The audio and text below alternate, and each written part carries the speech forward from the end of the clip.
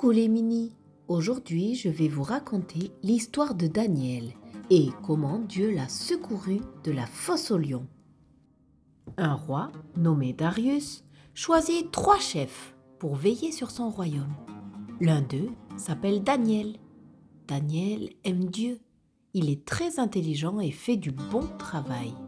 Le roi Darius l'apprécie beaucoup. Mais les autres chefs sont jaloux et décident de tendre un piège à Daniel. Ils font signer au roi une loi sévère qui interdit à tout le peuple de prier quelqu'un d'autre que le roi. Et si quelqu'un désobéit, il sera jeté dans la fosse aux lions. Daniel lit la nouvelle loi, mais il ne change pas ses habitudes. 3 fois par jour, il va dans sa chambre, prie et loue Dieu, avec les fenêtres grandes ouvertes. Les méchants chefs surprennent alors Daniel. Ils l'arrêtent et l'emmènent devant le roi Darius. Le roi est vraiment triste, parce qu'il aime bien Daniel, mais il ne peut pas modifier la loi.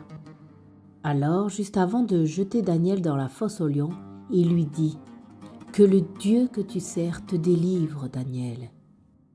Pendant toute la nuit, le roi s'inquiète. Oh, il n'arrive pas à dormir, il ne pense qu'à Daniel. Daniel, oh là là, mon pauvre Daniel.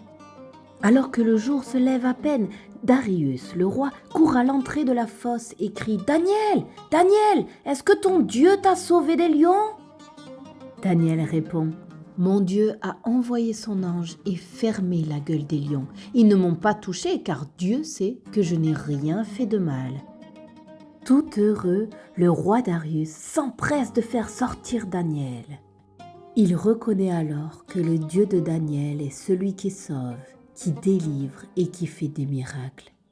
Puis, en colère contre ceux qui avaient piégé Daniel et pour rendre justice, le roi Darius jette les méchants chefs aux lions qui les dévorent immédiatement. Waouh, quelle histoire! Mon cher Mini, ce récit nous explique que même lorsque nous faisons les bons choix et que nous obéissons à Dieu, certaines personnes ne sont pas contentes et cherchent à nous embêter, à nous blesser, voire, comme dans l'histoire de Daniel, nous tuer. Mais sois rassuré, Dieu a vu le cœur de Daniel. Dieu a vu que Daniel n'avait rien fait de mal et il ne l'a pas abandonné. Il l'a protégé en envoyant un ange. Mon cher Mini, n'oublie pas cette histoire. Et n'oublie jamais que Dieu est avec toi tout le temps, le jour et la nuit. Tu n'es jamais seul car il veille sur toi et t'aime d'un amour éternel. Dans les moments difficiles, je t'invite à penser à Daniel et à prier Dieu, notre protecteur et celui qui nous sauve. Si tu souhaites relire l'histoire de Daniel en famille, elle se trouve dans la Bible, au chapitre 6 du livre de Daniel.